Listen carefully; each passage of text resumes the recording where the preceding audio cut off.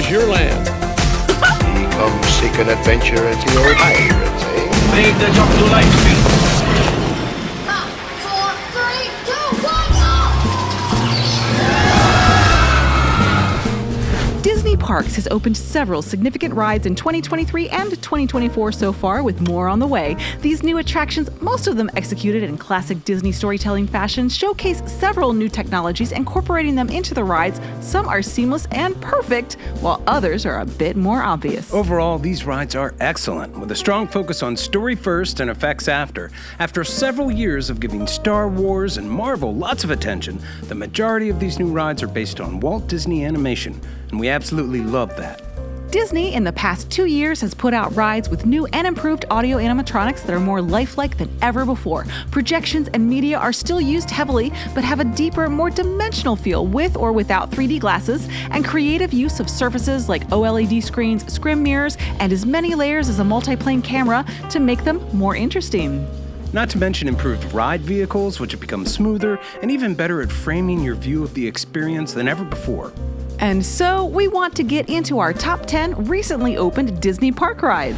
Number 10, this is the oldest ride on our list, but we can't skip it over. Opening in the May of 2022 at Epcot is Guardians of the Galaxy Cosmic Rewind. This world-class, innovative coaster broke new ground with its smooth, controllable ride vehicles with 360-degree spinnable seats.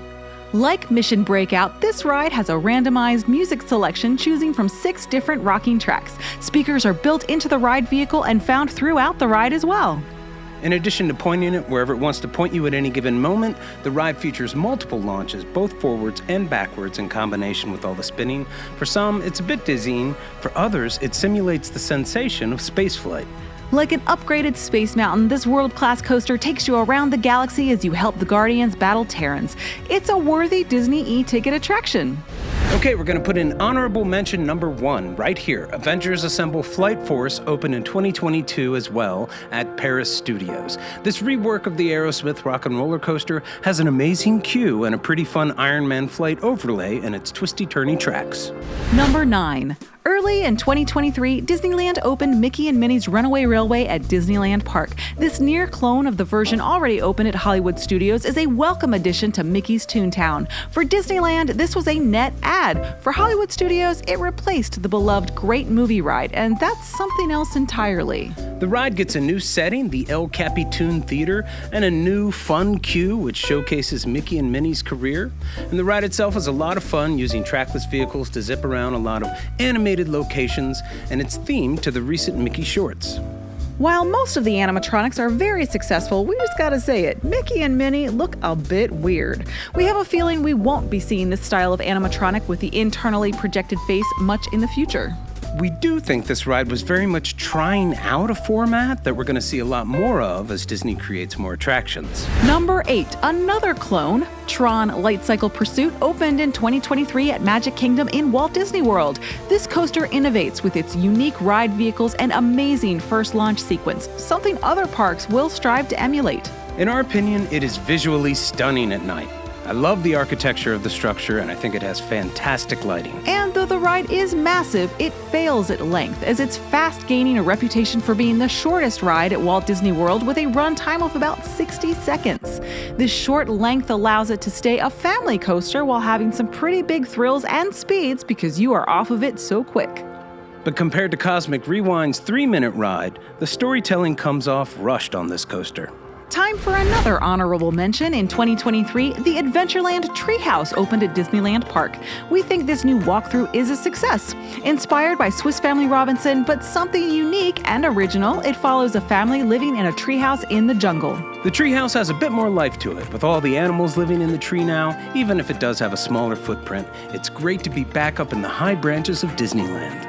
Number 7, Zootopia Hot Pursuit opened in late 2023 at the Shanghai Disney Resort, and it is a lot of fun. A major attraction of the Zootopia land is simply the land itself, which comes to life with lots of impressive audio animatronics. You see impressive animatronics on the ride as well. This ride borrows formats from Mickey and Minnie's Runaway Railway with trackless vehicles, but it also includes other things like the gondola swinging sequence. It's exactly like the escape pod sequence in Rise of the Resistance. I love how we're mixing imagination matching these technologies. We think this is a fantastic ride and with a few more practical elements than similar attractions. We love the goodbye animatronic as you wait to unload. Classic Disney. And with that, we get to the most recent rides Disney Parks has opened, all 6 of them opening earlier this year.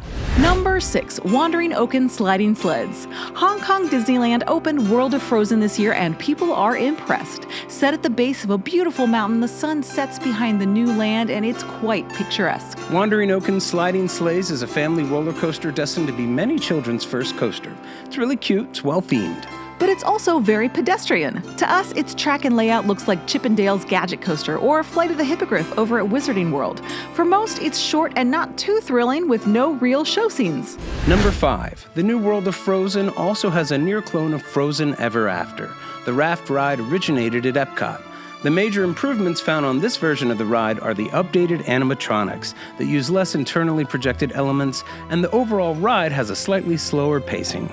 We think it's very interesting considering the unusual nature and history of the ride's track layout at Epcot, which was created to fit the story of the renowned Maelstrom attraction. Disney chose to copy this ride layout. But we're pretty glad they did. When the Maelstrom opened in 1988, it surprised guests by having boats that moved forward and had backwards drops. No one saw that backwards drop coming that first time. We think this is a strong ride with lots of wonderful and charming classic Disney scenes. However, it does not have the storytelling cohesiveness of the newest Frozen ride Disney just opened at Tokyo Disney Sea. Number 4, Anna and Elsa's Frozen Journey. This ride is similar. It is a boat flume ride, but it has newer technology. Magnetic induction is used to control the boats, easily turning them in the direction they want you to go. Like Frozen Ever After, you go forwards and backwards, but it happens more. Everything about this version of the ride is plussed. It tells the original Frozen story in a much more cohesive manner, doing a better job of framing the story from the perspective of both sisters simultaneously. It seems to share some scenes with Frozen Ever After, but maybe with different dialogue and music. And again, overall, though, it just offers more, including an impressive and effective Let It Go. It's an absolutely gorgeous lift hill, and the use of practical effects with laser projection mapping is incredible. This ride feels like everything they wanted to put in the other two but didn't want to pay for. The impressive ride has filled every moment with dramatic, glistening storytelling. We love it. Seeing the town unfreeze at the end is satisfying. The ride runs over 6 minutes long. Number 3, one of the smaller rides to open at Fantasy Springs at Tokyo Disney Sea, is Fairy Tinker Bell's Busy Buggies. This short ride reminds us of Heimlich's Choo Choo Train from A Bug's Land. But with plussed-up ride vehicles that can spin you around as you check out the different fairies of Pixie Hollow. This one is super cute. And we love that it's an outdoor ride, and they figured out a way to make the projections work even though it's sunny. Number 2, Peter Pan makes a return to the parks with a new ride in Peter Pan's Neverland Adventure. This ride uses tracked but spinnable vehicles. They're able to lift off of the original platform and move. They feel a touch like Indiana Jones's ECVs, but they are able to get a little bit higher. In fact, quite a bit higher. Also, you have to wear 3D glasses for this ride, and it relies heavily on projections. Following an introductory scene, there is a nice Following the Leader march where the animations interact with real practical elements in a cool way. You arrive at a larger screen location where your vehicle lifts and takes off, and you fly with Peter, Wendy, Michael, and the Lost Boys to Neverland. Feels a bit like the Simpsons ride or Back to the Future did when it takes off. Disney has created new 3D animations for this ride, and they are pretty good, but I do prefer a 2D Peter Pan. You move from large screen to large screen, and there's some impressive scenery around them on a classic Peter Pan adventure, complete with mermaids, playing with Tiger Lily, a battle with Captain Hook, and a beautiful reversed You Can Fly sequence that takes you back to London to drop off the darlings. Remember, this ride starts in Neverland. Then you head back to Neverland with Peter and Tink and back out to the park. We're not entirely sure how we feel about this ride being so reliant on screens, but we are going to predict this is the closest format to the new Avengers Campus King Thanos ride that is coming. The last ride to talk about at Fantasy Springs is Rapunzel's Lantern Festival. It's classic Disney in a way that hits all the feels for us. Another classic flume ride. This one starts outside with an impressively scaled version of Rapunzel's Valley and Tower laid out before you. You really get a sense of how isolated she is way up there. Again, these are top-of-the-line animatronics, and they look fantastic indoors and outdoors. This ride relies heavily on them as well as other practical elements.